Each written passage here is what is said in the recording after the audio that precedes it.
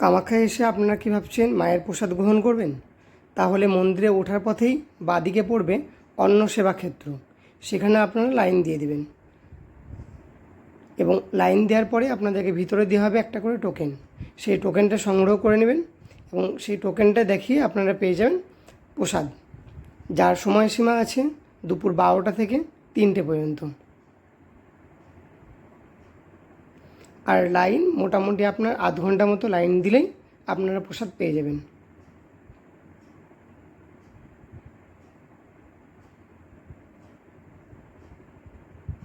আর এরকম থালা আপনাদেরকে হাতে করে নিয়ে যেতে হবে, ওখান থেকে প্রসাদ দিয়ে দেবে। প্রসাদের মধ্যে আমরা পেয়েছিলাম খিচুড়ি, আলু সয়াবিনের তরকারি, পায়েস এবং সুজি।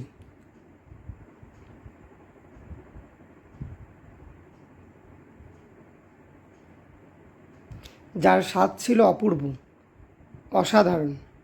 আর আপনাদের এই প্রসাদ আপনারা একবারই পাবেন, দ্বিতীয়বার খেতে হলে আবার পুনরায় আপনাদেরকে লাইনে দাঁড়াতে হবে।